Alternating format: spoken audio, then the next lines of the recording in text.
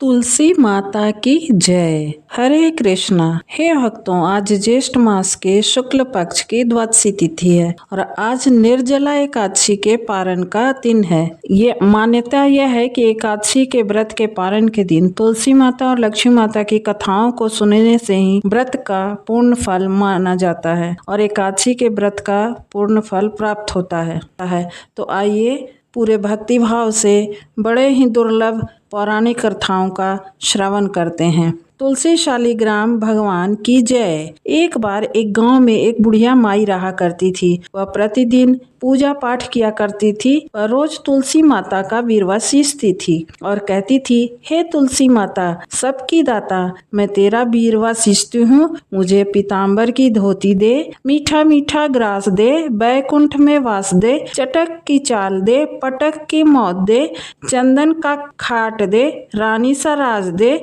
दाल भात का भोजन दे, ग्यारस की मौत दे और कृष्ण जी का कांधा दे। वह बुढ़िया माई हर रोज तुलसी जी को सींचती और यही बात हर रोज तुलसी जी के सामने कहती। बुढ़िया की बातें सुनकर तुलसी माता सूखने लगी। तब भगवान श्री कृष्ण वहां प्रकट हुए और तुलसी माता से पूछा, हे तुलसी, तुम क्यों सूख रही हो? सभी स्त्रियां तो तुम्हें रोज सींचती हैं, फिर भी तुम सूखती जा रही हो।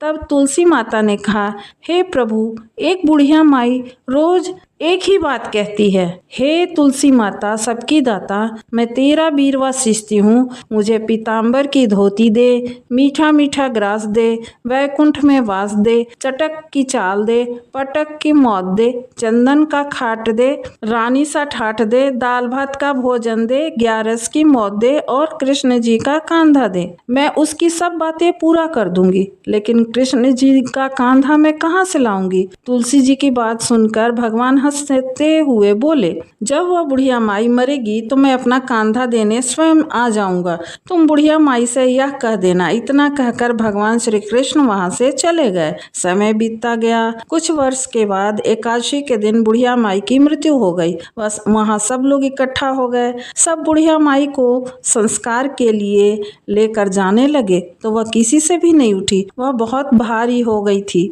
तब भगवान श्री कृष्ण ने एक 12 साल के बालक के रूप में वहां प्रकट हुए और उन्होंने लोगों से कहा कि मैं बुढ़िया माई के कान में एक बात कहूंगा तो बुढ़िया माई हल्की हो जाएगी और आप उन्हें उठाकर ले जा सकेंगे। तब लोगों ने लड़के को नादान समझकर वहां से हटाना चाहा, परंतु एक बुजुर्ग ने उससे कहा, तुम कह लो जो तुम्हें कहना है। तब लड़के ने बुढ़िया माई के कान में कहा, बुढ़िया माई मन की निकाल ले, पीताम्बर की धोती ले, मीठा मीठा ग्रास ले, वैकुंठ में वास ले, चटक की चाल ले, पटक की मौत ले, अब ले कृष्ण जी का कांधा भी ले। यह सुनकर बुढ़िया माई एकदम हल्की हो गई।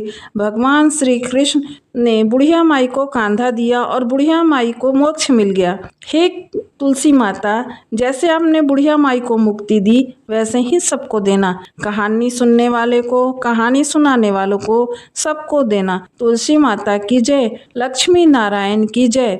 अब सुने तुलसी माता की दूसरी कथा। भगवान शिव ने एक बार अपने तेज को समुद्र में फेंक दिया, जिससे महातेजस्वी बालक का जन्म हुआ। इस बालक का नाम जालंधर था। जालंधर आगे चलकर एक पराक्रमी दैत्य राजा बना। जालंधर बहुत ही राक्षस प्रवृत्ति का था। जालंधर का विवाह दैत्यराज कालनेमी की कन्या वृंदा से हुआ। एक बार जालंधर ने माता लक्ष्मी को प्राप्त करने की इच्छा से उनसे युद्ध किया, लेकिन समुद्र से उत्पन्न होने के कारण माता लक्ष्मी ने जालंधर को अपने भाई के रूप में स्वीकार कर लिया। जालंधर जब पराजित हो गया तो वह वहां देवी पार्वती को पाने की लालसा से कैलाश पर्वत पर पहुंच गया। उसके वहां जालंधर भगवान शिव का रूप धारण कर माता पार्वती के पास पहुंचा, लेकिन माता पार्वती ने अपने योग बल से उसे तुरंत पहचान लिया और माता पार्वती वहां से तुरंत अंतर्ध्यान हो गई। वहां जालंधर भगवान शिव के साथ युद्ध करने लगा। देवी पार्वती ने सारा वृतांत भगवान विष्णु को सुनाया। जालंधर की पत्नी वृंदा अत्यंत पतिव्रता स्त्री थी। उसी के पतिव्रत धर्म के शक्ति से जालंधर न तो मारा जाता था और न ही पराजित होता था। इसलिए जालंधर का नाश करने के लिए वृंदा के पतिव्रत धर्म को भंग करना बहुत आवश्यक था। इसके बाद भगवान विष्णु एक ऋषि का रूप धारण करके वन में पहुंचे, जहां वृंदा भ्रमण कर रही थी। भगवान विष्णु के साथ 2 राक्षस भी पहुंचे, जिन्हें देखकर वृंदा भयभीत हो गई। फिर भगवान विष्णु, जो ऋषि के रूप में थे, उन्होंने वृंदा के सामने पल भर में दोनों को भस्म कर दिया। इसके बाद ऋषि से वृंदा ने कैलाश पर्वत पर महादेव के साथ युद्ध कर रहे अपने पति जालंधर के बारे में पूछा। ऋषि ने अपने माया जाल से 2 वानर प्रकट किए। एक वानर के हाथ में जालंधर का सिर था तथा दूसरे के हाथ में धड़।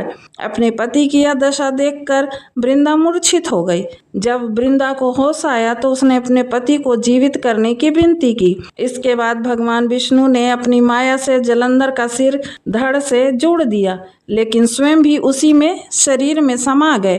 वृंदा इसके बारे में नहीं जानती थी कि उसके पति के शरीर में कोई और प्रवेश कर गया है। जालंधर बने भगवान के साथ वृंदा पतिव्रता का व्यवहार करने लगी, जिससे उसका सतीत्व भंग हो गया। ऐसा होते ही उधर कैलाश पर्वत पर वृंदा का पति जालंधर युद्ध में हार गया। जब वृंदा को पता चला तो उसने क्रोध में आकर भगवान विष्णु को हृदयहीन शिला होने का श्राप दे दिया।